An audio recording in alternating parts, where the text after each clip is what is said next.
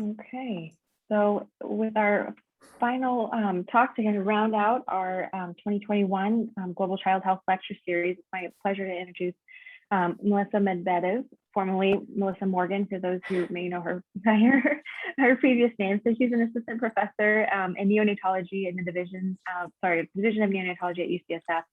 And I'm a total fan of your work. I think you've done just incredible stuff.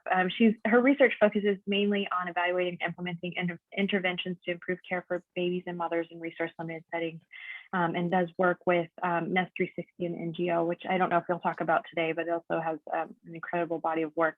She's worked in Uganda and Kenya and India, conducting studies on kangaroo mother care, neonatal pulse oximetry, and simulation-enhanced nurse mentoring.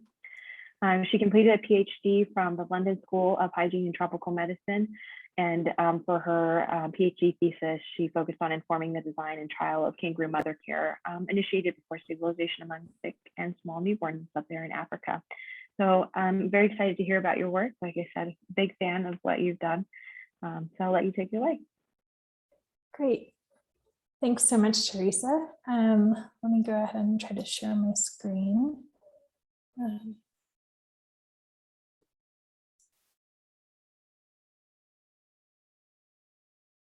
Let's see.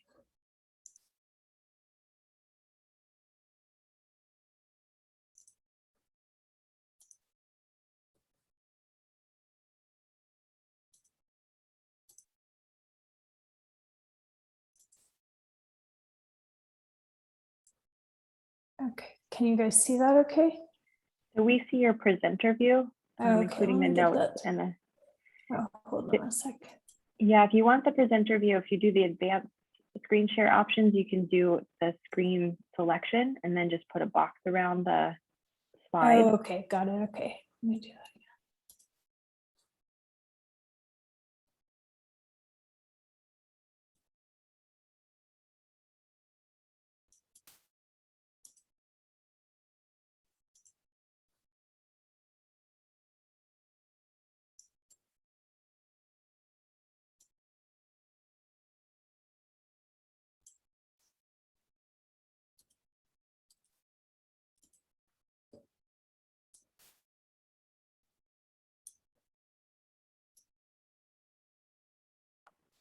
That looks good. Okay, perfect. All right, I'll go ahead and get started. Going back to my title slide. So this is called Small and Sick Newborn Care During the COVID Pandemic, and I'll be discussing the findings of a comparative risk analysis and a global survey of health care providers. And just to give a quick outline, I'll go through the background and aims, followed by the methods and the results for the comparative risk analysis, followed by the neonatal health provider survey. And then the last section, I'll summarize the main findings and answer any questions you guys have. So each year there's about 15 million babies that are born preterm and a little over 20 million that are born with low birth weight, which is less than 2,500 grams. And there's an estimated 2.5 million neonatal deaths each year, which account for almost half of all deaths in children under age 5. Complications of preterm birth are the leading cause, and they account for 35% of neonatal deaths and 16% of under 5 deaths. Estimates suggest that achieving 95% coverage of special and intensive care for small and sick newborns in 81 high-burden countries could avert 44% of neonatal deaths, translating to nearly 750,000 neonatal lives saved in the year 2030. Kangaroo mother care, or KMC, is an evidence-based intervention to improve survival among neonates weighing 2,000 grams or less, and it involves early, prolonged skin-to-skin contact between a newborn and a caregiver, usually the mother, promotion of exclusive breast milk feeding, early hospital discharge, and adequate support and follow-up at home. The COVID-19 pandemic is having substantial effects on the coverage and quality of healthcare for mothers and newborns, particularly in low and middle income countries. A modeling study estimated that a 45% reduction in essential health interventions over 6 months result in 1.16 million additional under 5 deaths. This analysis did not consider disrupted care for small and sick newborns, hence resultant deaths could be even higher. A study in Nepal reported a 52% reduction in institutional births and a 3-fold increase in the facility neonatal mortality rate during their first COVID-19 lockdown. There are conflicting global guidelines on mother-newborn care during the pandemic, particularly regarding KMC and skin-to-skin contact. A systematic review of 20 guidelines from 17 countries reported that 1/3 recommend mother-newborn separation. Notably, the World Health Organization advises that mother and baby should be supported to room in, practice KMC, and breastfeed with appropriate infection control precautions, even when maternal COVID is suspected or confirmed. So the aims of these studies were to compare the benefits of KMC on survival among neonates weighing 2,000 grams or less with the risk of SARS-CoV-2 acquired through close contact with an infected mother or caregiver, to improve understanding of disruptions to the coverage and quality of small and sick newborn care during the COVID-19 pandemic, and to identify possible solutions to protect vulnerable newborns during the COVID-19 and similar future pandemics.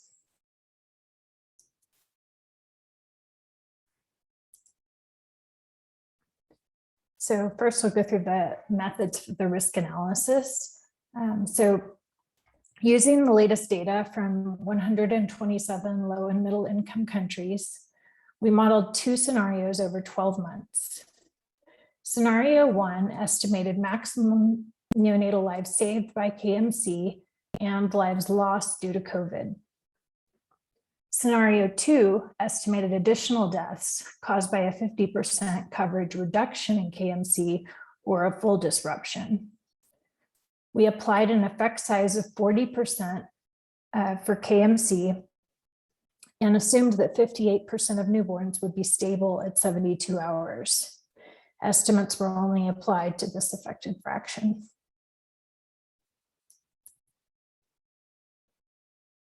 So for the lives saved portion of the results, which would be kind of the maximum benefit, we found that an estimated 125,000 neonatal lives could be saved with 99% or near universal coverage of KMC in those 127 countries. Asia and Africa account for 86% of lives saved, with India and Pakistan accounting for the largest numbers.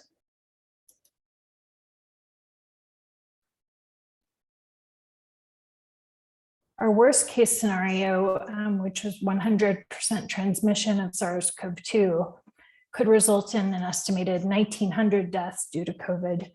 And again, Africa and Asia would account for 86% of lives lost.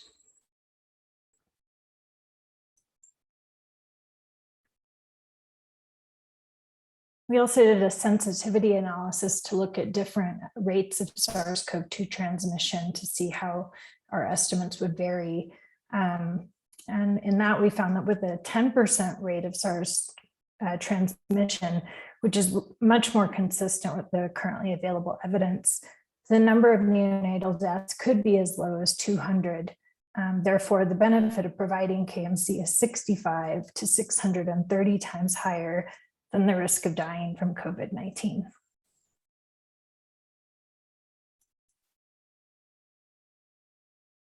A 50% coverage reduction of KMC in facilities could result in an estimated 12,500 additional deaths, and full disruption of KMC could result in 25,000 additional deaths, representing a 2.3 to 4.6% increase in neonatal mortality per year across the 127 countries.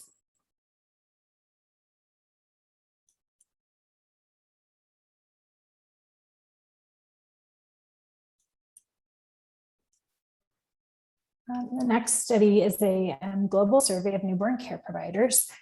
So first I'll just go through some of the a quick overview of the methods. So we developed the survey in English. We piloted it with health professionals from a variety of different geographic settings to assess both face validity and sort of clarity of the wording and also the answer options. The final version was translated into Spanish and Bahasa, which is the Indonesian language. The information sheet was presented on the landing website, and respondents checked a box to indicate their consent before participating. We disseminated the survey through professional organizations, online webinar events, so different social media strategies, and also through our personal networks. We received a total of 1,389 responses between the 13th of July and the 13th of October of 2020. We removed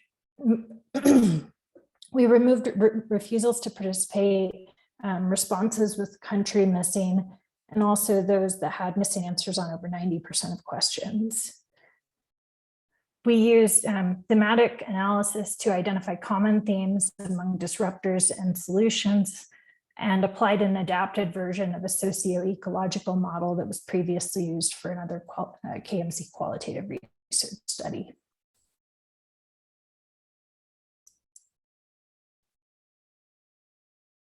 So a total of 1,120 participants responded to the survey, and that's after excluding the exclusions I mentioned in the previous slide.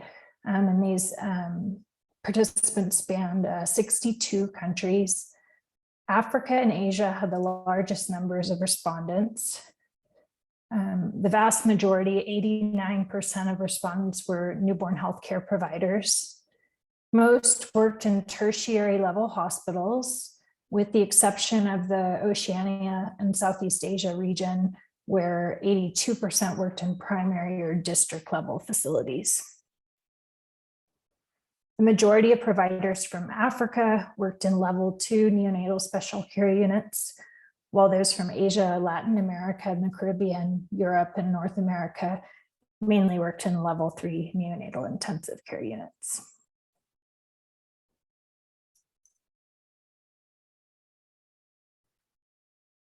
So for the results, I'm just going to kind of go through a selection of different questions and kind of give the highlights, because it was quite a lengthy survey. So we first asked about the sort of facility level, or health facility wide effects of the COVID-19 pandemic on births and neonatal care. And so we found that reductions in hospital births and neonatal admissions were reported in all regions. And in many, it was a pretty significant reduction of anywhere from 25 up to more than 50%. 1/3 of respondents reported routine testing of all pregnant women being admitted for delivery, whereas another 13% reported having no testing capacity whatsoever. So there was a bit wide range there. From the perspective of sort of personal effects of the pandemic on the healthcare workers themselves, we asked them sort of about their stress level, how it had changed their care practices, and et cetera. So the vast majority, 89% of respondents, reported a significant or moderately increased level of stress, and 86% reported fearing for their own health during the pandemic, and that was largely a function of inadequate availability of PPE and other sort of safety precautions.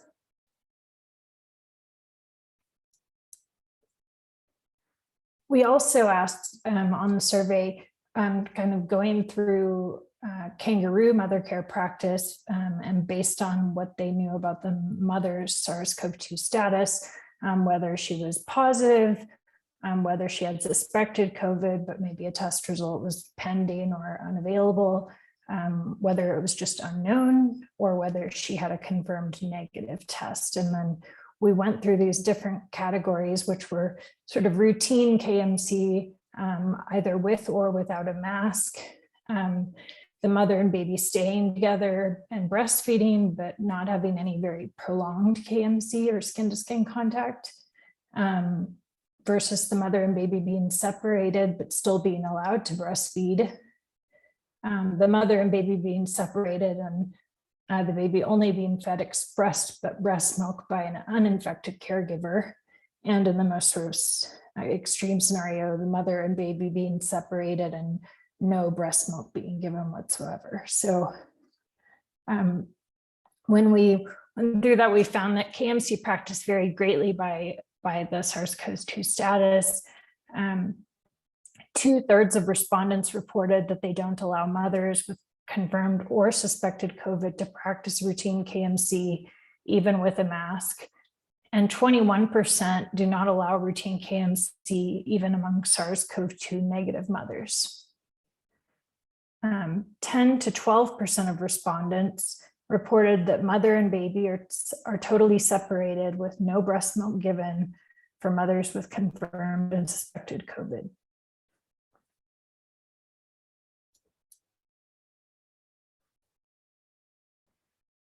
And this slide is going through kind of your general hospital-based small and sick newborn care, and then also follow-up after discharge. So we found that newborn care was compromised for a variety of reasons, but some of the key ones were reallocation of staff and equipment, particularly oxygen, related supplies to either other units or COVID wards. And then another finding was that the vast majority of babies would get discharged from the hospital much earlier than usual, in part due to pressure from parents because they had a fear of catching COVID and didn't want to be visiting the health facility or around the health facility.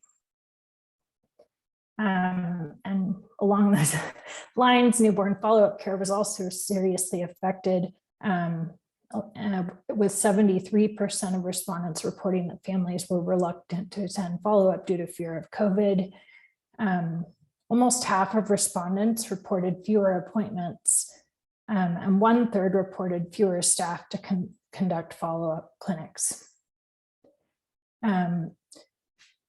Attendance at follow-up was also interrupted by a variety of different logistical challenges, namely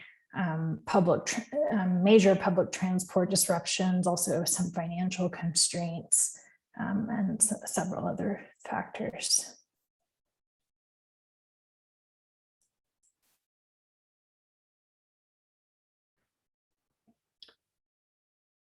So this slide is going through sort of the qualitative aspects of our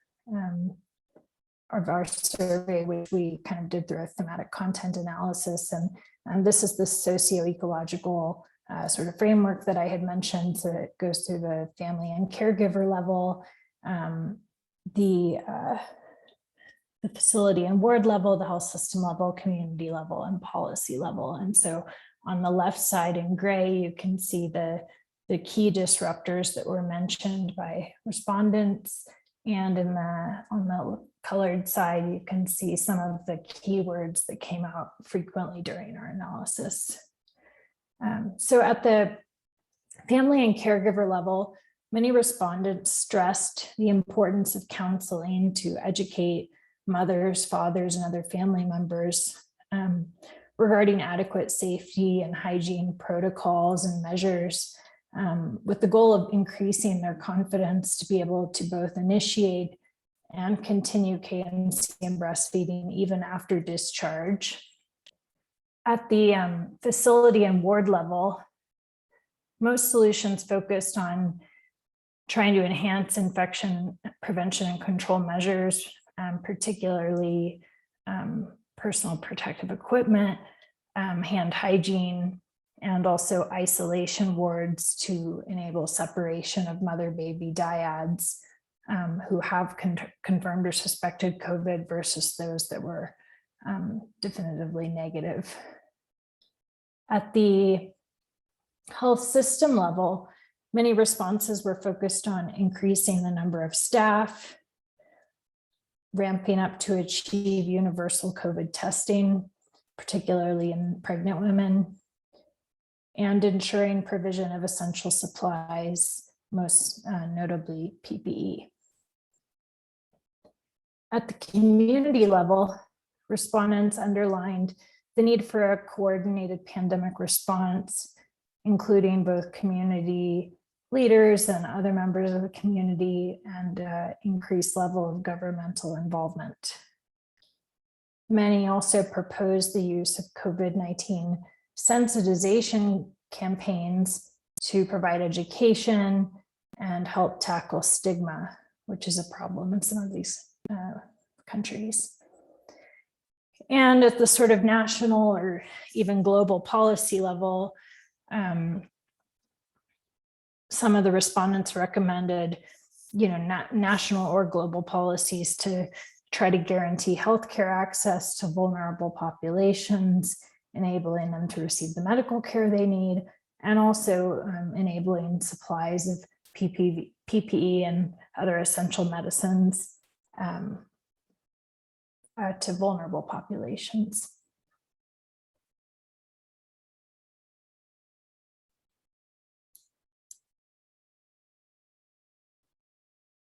So to go through a summary of the findings, and I just wanted to leave plenty of time to kind of go through acknowledgements and then just answer questions.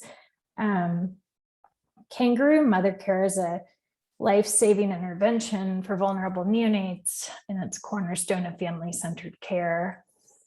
And the study we did here showed that the survival benefit of KMC and breastfeeding vastly outweighs the tiny risk of death due to COVID-19 for neonates. In the survey, we found that COVID preparedness, particularly availability of testing, PPE, and newborn care guidelines with regard to mother newborn care during the pandemic, was suboptimal across all geographic regions. Furthermore, 85% of healthcare providers reported fearing for their own health. Policymakers must do a better job to protect essential health services and ensure evidence-based practices such as KMC and breastfeeding for all mothers and newborns, including those who are SARS-CoV-2 positive. But the post-pandemic recovery period should present opportunities to rebuild and hopefully invest in long-term goal of achieving universal coverage of high-quality maternal and neonatal health services.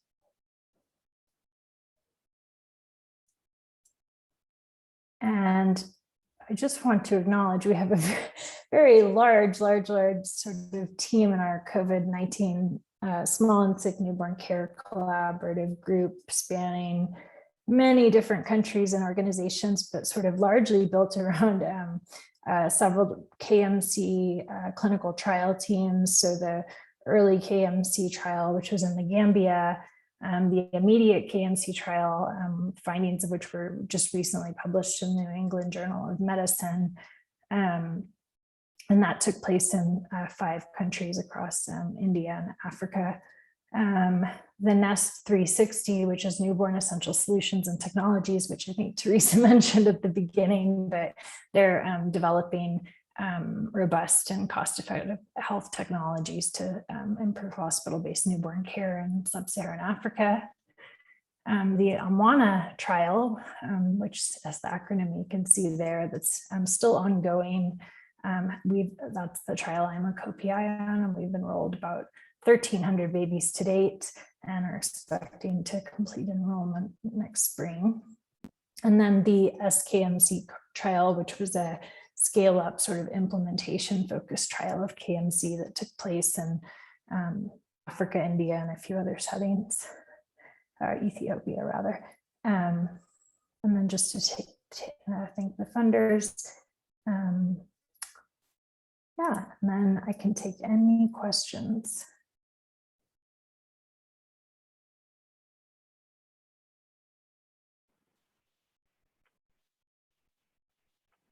Thank you, Melissa. I think this is an excellent example of kind of the unintended consequences that policy can have. And it's just so important to have the data to show the potential consequences to be able to make that argument that the policies are actually harmful. was curious and I don't know this, but what did UCSF actually do during the pandemic in terms of their policy? Do you know? In terms of separation or breastfeeding? Yeah, separation and breastfeeding in known COVID positive mothers. I'm not 100% sure, but I'm sure, I don't think there was any halt to breast milk feeding. I think in the early stages, I think when testing was somewhat limited, there may have been some like constraints on visitation. And I think that was a pretty widespread thing across the world. As far as we could see, there was major reductions in both visitation hours, number of visitors.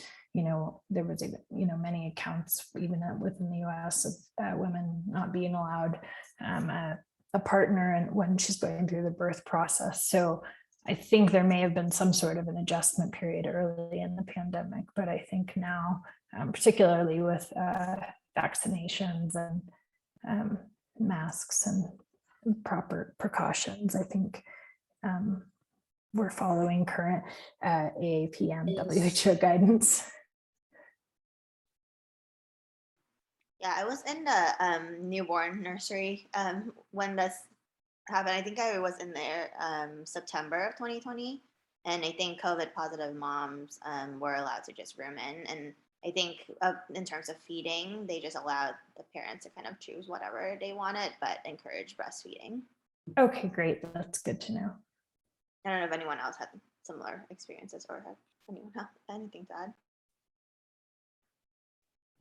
When I was in the newborn nursery and NICU over at the General, it was it was like July, August of 2020. At that time, they were just starting to switch from, there was some like fear with the rooming in, but I think at that time there was starting to be some data around actually that it's okay for them to have kangaroo care. Remember, it was like causing a lot of controversy among the units. And so I remember we were kind of like switching back at the time. Thanks, Melissa. This was super interesting because I've heard this, people have been asking a lot about this and I didn't actually know the data either in the US or abroad. I have two questions. The first one kind of touching on what Cheryl and Rebecca were just, and Teresa was asking about was like, what, maybe you said this, but what time period during the pandemic was the data collected over? And did you notice any differences between like kind of how things shifted as far as like attitudes and policies over the pandemic as we learned more? And then also, if I saw like I think one of the factors for follow-up care that was mentioned was telehealth visits, and if you could talk about that a little bit and like how prevalent or like accessible telehealth has been. Yeah. Just writing down so I don't forget. Yeah, so with regard to the timing question, this was definitely something that came up quite a lot, over the course of both like designing it, planning the survey before we'd even really, started to really put it together, but just thinking about how we would approach it. And then, throughout the process of collecting the data and then analyzing, it was interesting because, we did get respondents from, over 60 countries. And the reality was that across all of those, they had all been through very different sort of trajectories with COVID. Some people had the first wave much earlier. They were already kind of in a second wave. Some were just entering a first wave for the first time. So there was quite a bit of kind of variability. And also with regard to, many of these countries even now have like very, very, very limited availability of vaccine.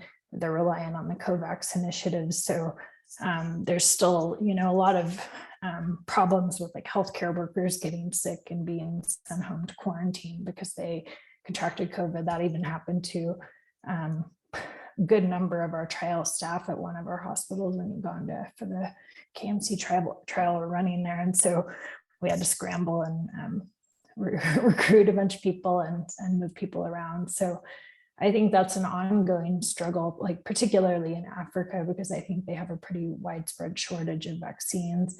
I think India is a slightly different story because they kind of had that second wave like much earlier and or have the capacity to develop their own vaccines and are making some progress on that. So I think it was kind of hard to pull that into the analysis because we didn't have full data on and exactly like where each individual person had that experience and whatnot. But that was something we certainly thought about and considered. And then with regard to telehealth, it came up quite a lot as a way to both from like kind of a remote monitoring perspective, also a way for kind of parents to potentially be able to like see their baby in the hospital when they can't visit, or potentially as a way to conduct follow-up visits. So it came up kind of in all those different scenarios, and we had responses about it from a number of different countries in both Africa and Asia as well. In terms of actual availability of telehealth capabilities, I mean, I know certainly in India, at some of the nicer, tertiary level hospitals like AIMS, et cetera, they certainly have telehealth capabilities, but and there's some kind of remote monitoring work that's going on in like more the community level in certain parts of India, but at least within Africa, I'm not personally aware of any like widespread telehealth capacity. I'm sure there are probably some individual institutions here and there that do have it or where it's been introduced, but I certainly don't think it's available in the public governmental sector, primarily probably due to cost constraints and then also issues with internet connectivity in some areas. And then Becca has a question. Your hand's up. Yes. Hi. My question was around just in thinking about like the decrease in birth seen within the hospital, as well as like the fear around just like coming near the hospital, which we've seen all throughout pediatrics. I was curious what we know about like home births in the setting of COVID-19. Has there been an increase in that? Has that been unchanged?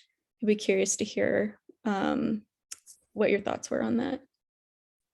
Yeah, so there's been some studies. I don't know of any that have taken place in California, although I could be just unaware. But there were the one key study I can think of was the study in Nepal I mentioned. So that was across 9 government hospitals kind of spread throughout the country of Nepal. And they basically did a comparison, looking at the same 22 weeks of time from 2019 when there was no lockdown to the same 22 weeks of 2020 when they were in their first lockdown. And they did the comparisons, and they were actually kind of, shocked by how extreme the decline was in institutional births, because they had a very, very, very, very high institutional birth rate at baseline. And it really just like absolutely plummeted. And it was, a function, I think, of fear, probably also of, public transport difficulties, fear of COVID, fear of being in the hospital.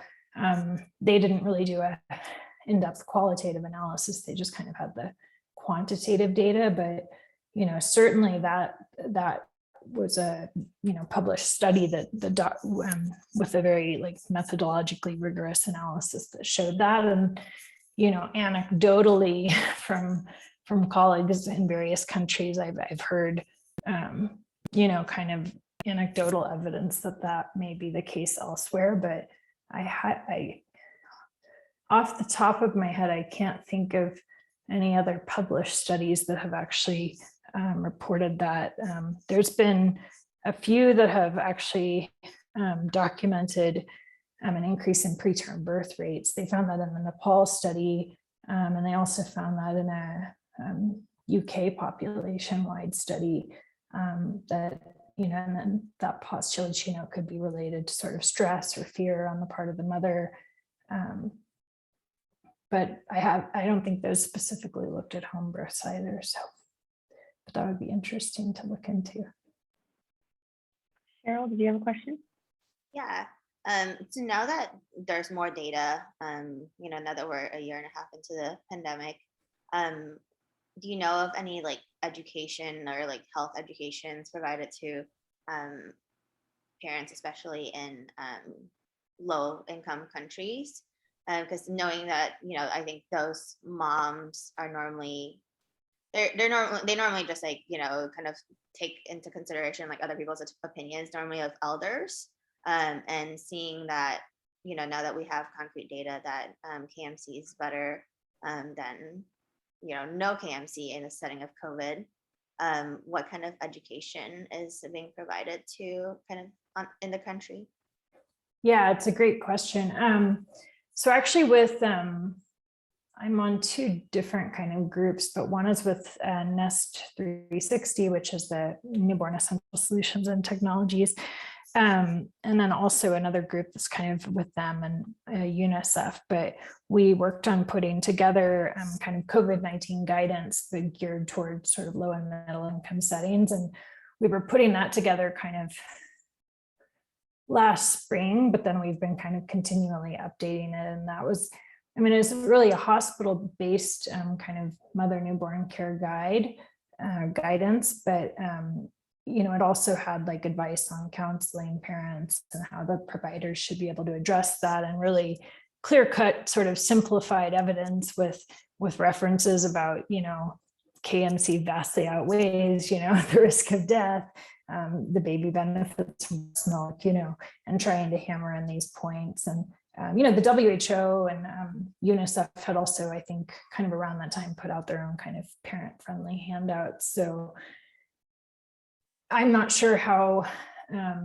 well disseminated, some of the global like WHO, UNICEF stuff is, in a facility level, to parents, but certainly our the Nest guidance that we put together has been rolled out in all of the Nest phase 1 hospitals, which is like I think 12 or 15 hospitals in like 6 or 7 countries in Africa. So they're certainly employing all the guidance with regard to like KMC and breastfeeding, but also sort of infection control, hygiene precautions, testing, how to arrange, we had guidelines on how you could ideally arrange the ward and set up isolation wings and different things like that. So, and that was written in a kind of, as layman's as it could be, so it could be understood by kind of the average worker in maybe a mid-level facility. And I would be happy to kind of share. I could send the links to that to Teresa, and maybe she could share it with you guys. Cool. Thank you. Yeah. Yeah, we can definitely do that and make it available.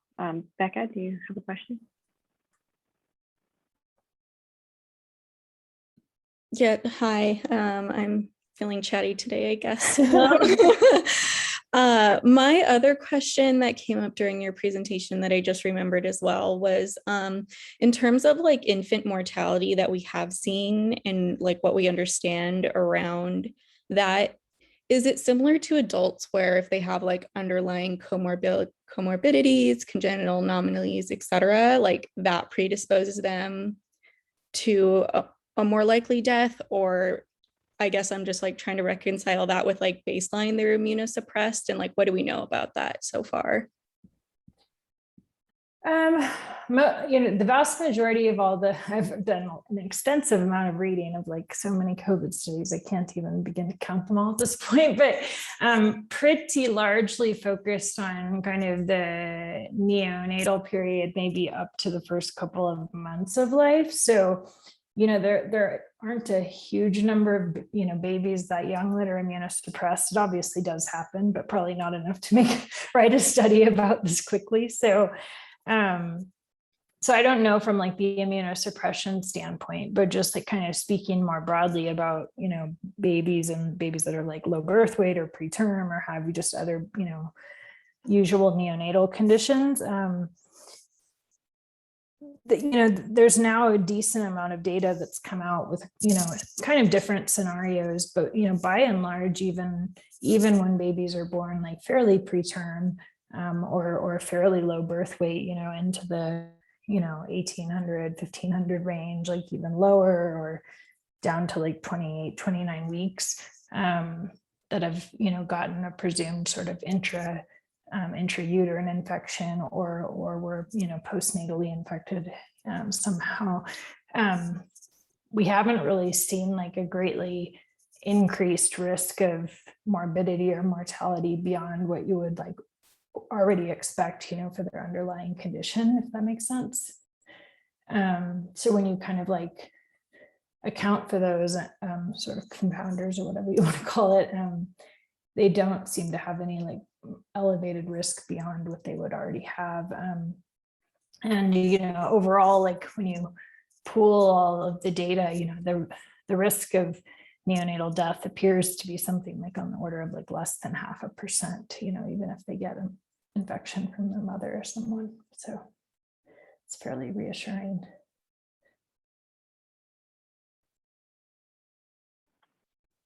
Sonia? Hi, I had a question. You mentioned that there was pressure from parents to leave the hospitals early.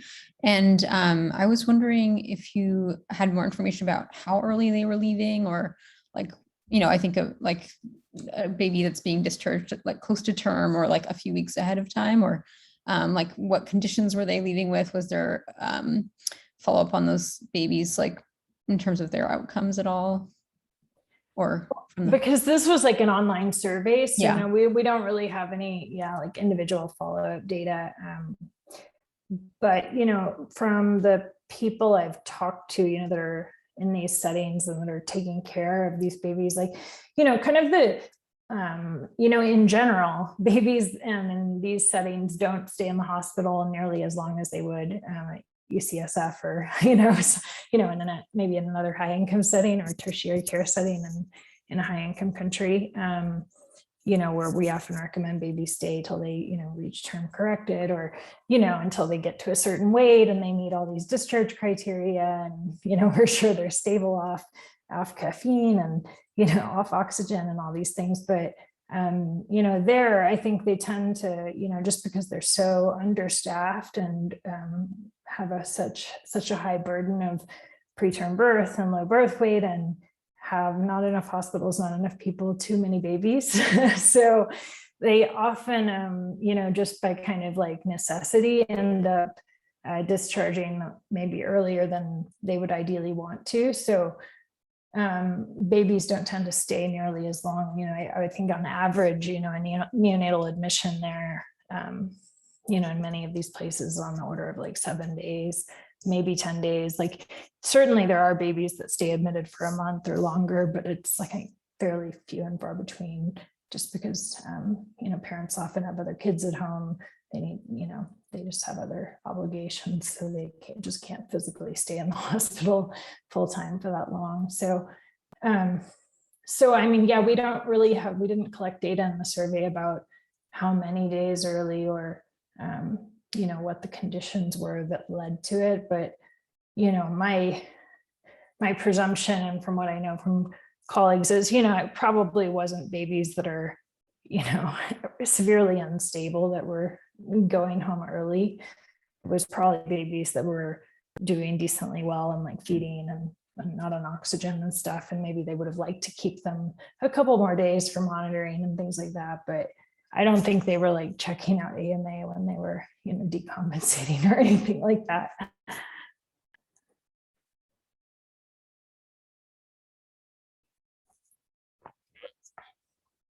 But it's an interesting question. I mean, next time I talk to some of my colleagues, I'll certainly, you know, ask them and see if I can get any other insights on that. It would be interesting to know. And Melissa, we have actually a couple of residents who are on the call, but I won't call anyone out, who are particularly interested in neonatal medicine, either as a hospitalist or critical care. So I was wondering if you could just take a couple minutes, and if this is a twofold question. One, tell a little bit more about kind of your career path, because you are doing amazing work in research as well as global health in an academic setting. So I think that that's a unique perspective. And then two, if you want to provide a few examples or projects that are ongoing that may be good opportunities for residents to join as part of their elective from your perspective. Definitely. Yeah, let's see. So my career path. Yeah, I went to med school in Texas, and then, but prior to med school, I did a master's in global health at Oxford in England. So that's when I kind of did my first, I guess, project in Africa and kind of fell in love with Africa. Then I came to UCSF for residency and stayed on for a NICU fellowship. And basically all through residency, I was pretty proactive and like tried to keep doing projects. I did, I think, 2 clinical studies in India. And then in my NICU fellowship, I had my big project was sort of based out of the Kemry Medical Research Institute in Nairobi, working with Mike English and doing a kind of multi-phase like study about pulse oximetry implementation among sick babies there. And let's see.